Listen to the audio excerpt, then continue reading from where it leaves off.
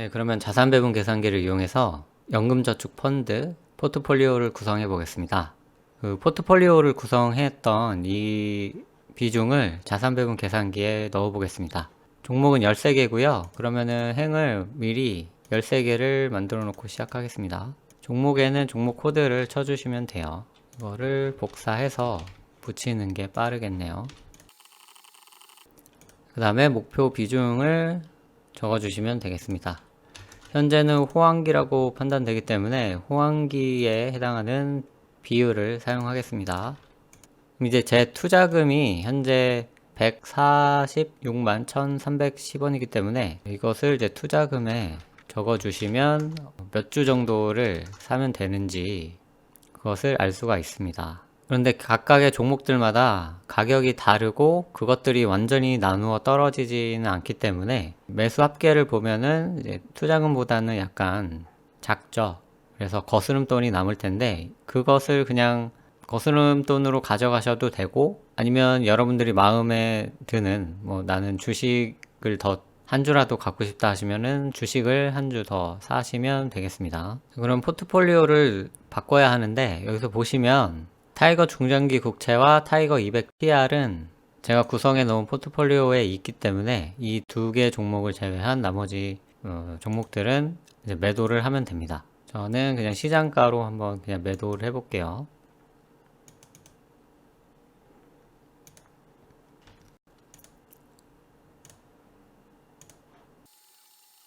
시장가로 매도하게 되면 현재 가격보다 훨씬 더 낮은 금액에 매도될 수 있고 수수료가 있기 때문에 총 자산은 좀 줄어들 겁니다. 이렇게 해서 두 개의 종목만 제외하고 다 매도를 했습니다. 그러면 이미 갖고 있는 종목이 있으니까 여기 보유 수량에다가 타이거 중장기 국채 한 주 갖고 있고 타이거 200TR 3주 갖고 있으니까 이 보유 수량에다가 이렇게 적어 주시면 돼요.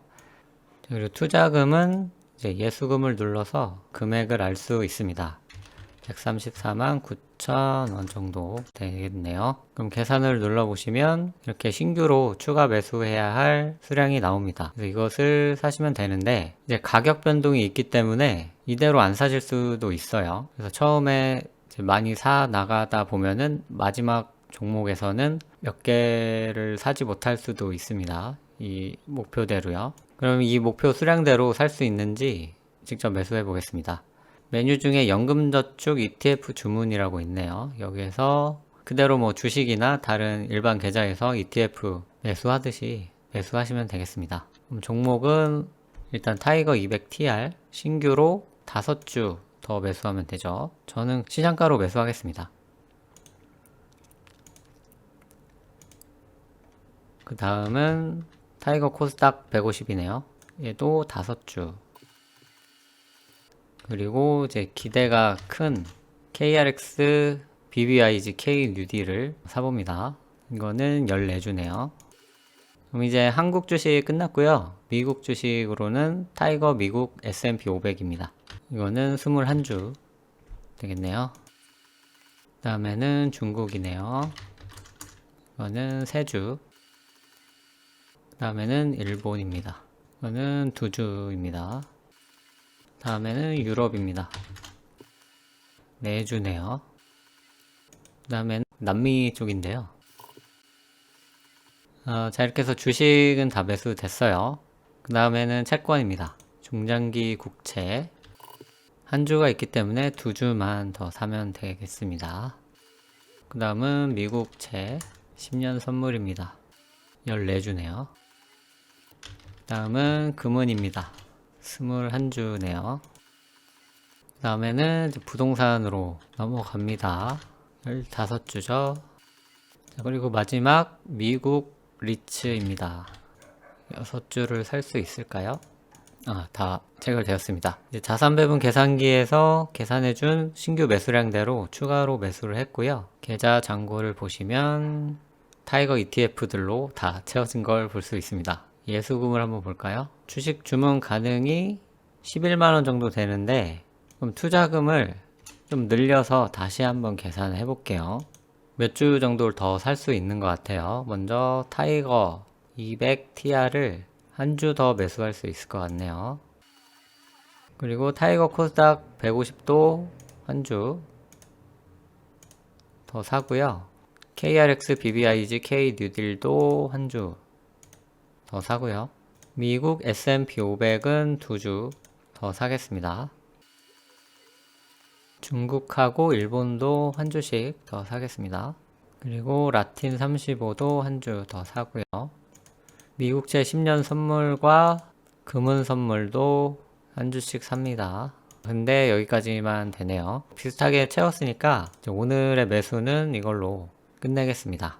자, 이렇게 하시고 그 다음에 자산 배분 계산기를 다음에 또 사용하기 위해서 보유 수량을 업데이트 해줘야 합니다. 그러면 먼저 타이거 200TR 지금 보유 수량이 9주고요. 코스닥 150은 6주. 이제 금은 선물까지는 다 이 목표 수량대로 매수를 했으니까 이 수량을 보고 채워주겠습니다. 그 다음에 금은 선물은 21주죠. 부동산 인프라 고배당은 15주, 미국 리츠는 6주. 이렇게 보유 수량까지 다 업데이트를 했습니다. 그러면 이 페이지를 북마크로 저장을 해주시면 돼요. 연금 저축 펀드 이런 식으로 저장을 해둘게요.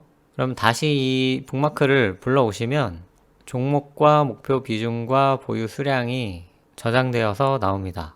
그래서 여러분들이 다음에 연금저축 펀드 계좌에 돈을 계속 적립식으로 넣으실 거잖아요. 뭐 하루가 됐든 뭐 한 달이 됐든 뭐 1년에 한 번씩 넣으시든 그걸 다시 넣으셨을 때 이 총 투자금을 만약에 뭐 100만 원을 더 추가하신다 그러면 투자금을 이제 100만 원 하시고 이제 현재가 누른 다음에 계산을 눌러 보시면은 이 갖고 계신 종목을 몇 주씩 매수해야 이 신규 투자금 100만 원을 가지고 이 목표 비중을 맞춰 나갈 수 있는지 그것을 이제 자동으로 계산을 해줍니다. 이 보유 수량 옆에 보시면은 지금 현재의 그 비중을 알 수가 있고요. 이제 신규 매수량 쪽에 보시면은 이 추가로 신규로 매수를 하게 되면 이 목표 비중을 따르게 된다라는 것을 알 수 있습니다. 그래도 지금은 한 140만 원 정도가 되는 이제 적당한 금액이 들어있기 때문에 이 목표 비중을 거의 따라갈 수가 있어요. 이제 금액이 점점 커지면은 이제 완벽하게 거의 근접하게 목표 비중을 따라갈 수 있을 겁니다. 자, 이렇게 해서 제가 직접 정한 이 포트폴리오 종목과 이 비중을 자산 배분 계산기를 이용해서 어떻게 실제로 이 목표 비중대로 매수할 수 있는지, 그것을 유지해 나갈 수 있는지 보여드렸습니다. 어떠셨나요? 여러분들께 조금이나마 도움을 드리기 위해서 자산 배분 계산기를 만든 거고요. 많이 활용하셨으면 좋겠습니다. 우리나라 비중을 더 늘리고 싶다라든가 미국을 더 늘리고 싶다 아니면은 중국, 일본에는 뭐 투자를 하기 싫다라든가 뭐 그런 생각들을 가지고 계실 거예요. 그런 생각에 따라서 종목 구성하시고 비중도 스스로 결정해 보시기 바라겠습니다. 타이거 ETF 홈페이지에 가보시면은 이 전체 상품 한눈에 보기가 있습니다. 이렇게 ETF 이름만 보고 어떤 ETF인지 이제 대강 알 수도 있지만 이렇게 직접 눌러보셔서 설명도 한번 보시고요. 뭐 운용 보수나 규모 뭐 이런 것들도 한번 참고 삼아 보시면 좋을 것 같아요. 그리고 이 ETF에는 어떠한 종목들이 있는지 그런 것들도 한번 보는 재미가 있거든요. 이 구성 종목을 보실 때는 영업일 기준으로 날짜를 해놓고 돋보기를 누르면은 나옵니다. 타이거 200 같은 경우에는 이 안에 뭐 삼성전자, SK 하이닉스, 뭐 네이버도 있고요. 코스피 상위 200가지 종목들이 다 있기 때문에 여러분들이 31,240원만 있으면은 우리나라 대표 기업 200개 기업의 주식을 골고루 살 수 있다라는 말이 됩니다. 그래서 ETF가 굉장히 좋은 상품이에요. 분산 투자를 도와주고요. 적은 금액으로도 투자를 할 수 있기 때문에 주식에 처음 입문하신 분들은 이 ETF를 추천해 드립니다. 자, 이렇게 해서 오늘은 타이거 ETF로 연금저축 펀드의 포트폴리오를 구성해 봤습니다. 여러분들도 여러분들만의 종목과 비중을 구성해서 연금저축 펀드 성공적으로 운용하시길 바라겠습니다. 궁금하신 점은 댓글 달아주시고요. 저는 다음 시간에 더욱 유익한 내용으로 찾아뵙겠습니다. 고맙습니다.